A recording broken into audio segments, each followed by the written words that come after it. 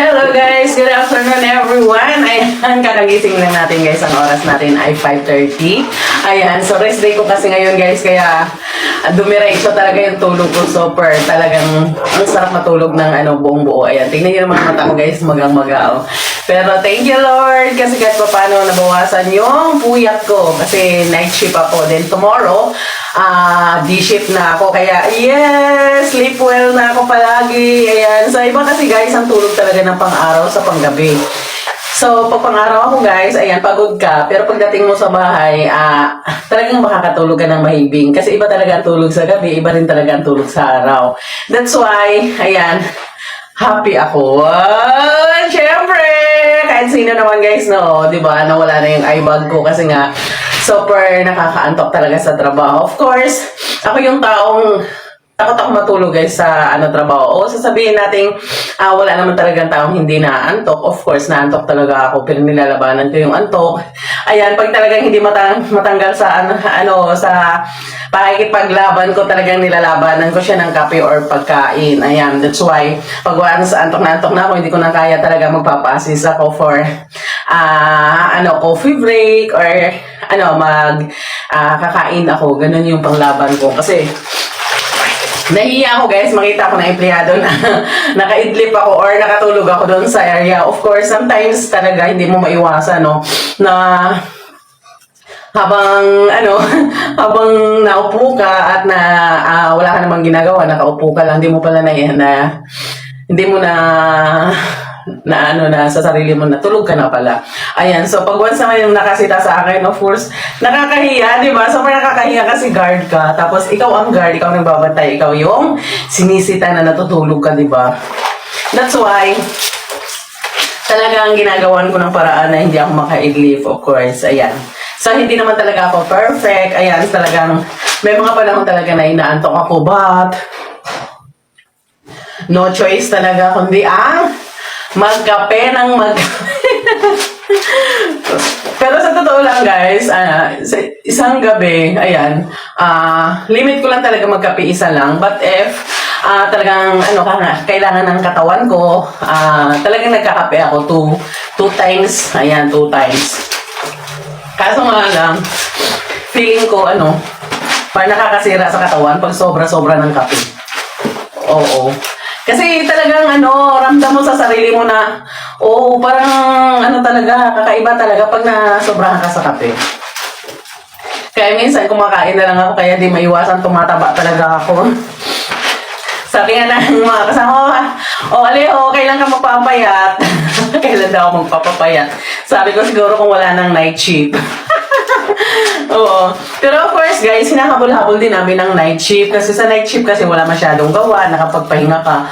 Ang problema, antok naman ang kalaban. Sobra. Kasi may mga time talaga guys, may mga lugar kasi na wala masyadong ginagawa kahit nakatayo ka lang pero wala masyadong ginagawa. Pero ang problema, dahil wala masyadong ginagawa, aantokin ka talaga. Oo, grabe talaga. Kaya sabi ko, my God, wala kang ginagawa masyado dito. Kaso nga lang, ang problema, antok naman. Yun ang kalaban talaga sa gabi.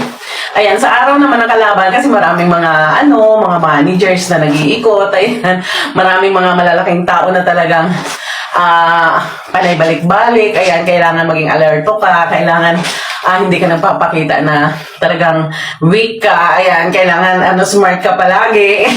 Ganyan guys sa duty eh. Ayan, sa mga hindi pa nakakaalam sa duty namin, ayan, marami nagsasabi na ang hayahay daw ng trabaho namin. Grabe, sabi, isang buong gabi pag wala kayong ginagawa. Ganun lang at ganun ang ginagawa nyo, hindi nyo alam. Kasi, kahit na wala kami ng ginagawa guys, marami kaming binabantayan kasi para naman kami katulong ng company. Kami nga yung inaatasan ng company na magbantay sa buong paligid, kaya kami nandyan. Hindi ibig sabihin na dahil wala kaming ginagawa, wala talaga kaming ginagawa. Di ba? Ngayon, alam niyo na. Kasi marami sasabihin sa naman ng buhay mga gwardiya, patayo-tayo lang, walang mga ginagawa. Of course, ang ginagawa namin guys, kaya kami patayo-tayo, binabantayan namin kayo. Kayong mga empleyado, kung meron kayong gagawin hindi maganda, of course. Dahil pinoprotektahan namin yung mga kagamitan ng company, di ba? Lahat ng mga kung anong meron na pag-aari ng company is talagang iniingatan namin kasi pag once na wala yun, kami rin yung sisisi. Sa amin ang sisi nun. Kaya hindi masasabing wala kaming ginagawa, utak talagang ginagamit namin dito. Kaya yung mga nagsasabi dyan, manood kayo sa video ko.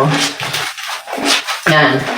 So, kahit wala kaming, nandiyan ka lang kami sa paligid, ayan, nakatunganga, tinitignan kayo, pero yung utak namin gumagalaw. Na kung ano yung ginagawa nila, yung lumalabas kaya wala kayong mga bitbit. Kaya kailangan namin talaga, meron minsan dyan hindi lang sa, sa mga, yung mga empleyado talaga, may mga nagsasabi, ano ba yan? Lalabas, wala naman kaming dala. Sabi ko, ilabas nyo lang kung ano may mga tumutunog. Kasi nga, hindi lang kami yung guard dito. Tsaka, of course, sinasabi ko lang yun. Pero, of course, ayaw kong malabasan ng mga gamit, di ba? Sinisigurado ko lang na yung mga tumutunog na check ko sa katawan nyo is hindi yung pag-aari ng company. Yun. So, that's why, dapat guys, ayan, especially for the employer, ayan, maintindihan nyo guys, yung trabaho naming mga gwardiya. So, trabaho lang, walang personalan, of course, ayan. Sa pagiging magkakaibigan, ayan, kahit na magkaibigan tayo or nag-uusap-usap tayo, that's okay. Pero, no connivance. Ayan. So, kailangan talaga dyan, friend tayo, pero kung sisirain mo man yung trabaho ko, ay, hindi pwede. Kasi yun yung bumubuhay sa pamilya ko, di ba? At higit sa lahat, dyan kami lahat nabubuhay, kaya hindi pwedeng sirain namin yung trabaho namin dahil lang sa isang kapritsyong pagkakaibigan. That's why, pinagbabawal po yan, pero hindi po maiwasan talaga sa gwardiya, sa relation ng guard and also the employer, ayan, employee, ayan, kasi minsan kasi, of course, hindi naman tayo, pusong bato, di ba? Of course, may mga time na, naawa tayo sa empleyado kasi, same lang naman sa atin, para din tayong empleyado tayo ng agency namin, pero para din naman kami empleyado ng company na pinapasukan namin dahil kami po yung nagbabantay. Of course, naawa naman kami sa inyo, pero pag gumagawa po kayo ng ng mali, of course, hindi mo pwede, ayan. Kasi, same lang din sa inyo, di ba? Pag gumawa kayo ng mali doon sa trabaho nyo, matatanggal kayo. Ngayon, pag gumawa kayo ng mali at hindi nalaman ng boss nyo, at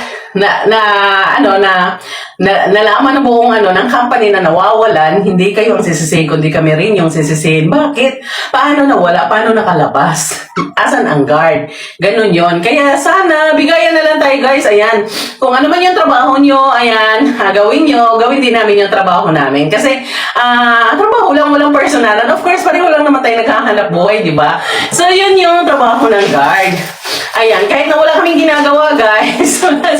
Feeling nyo wala kaming ginagawa. Pero of course, na kung million-million yung ginagawa namin, din yung alam. Punong-puno na yung utak namin mag-isip kung ano kayang mga ginagawa ng million-million ng mga empleyado sa loob. Meron ba kayang, nagloloko? Meron kayang nakakalabas? Ayan. Yun yung mga, namin, na mga security, of course. Pinoprotektahan namin yung company na pinagjujutoyhan namin kasi yun po yung trabaho namin. Ayan, sana guys, naintindihan nyo kami. Ayan, especially for the employer. Ayan, at I hope meron kayo natutunan sa video ko na to. Ayan, at salamat po sa mga nanonood palagi sa mga video ko. Ayan, thank you for watching everyone.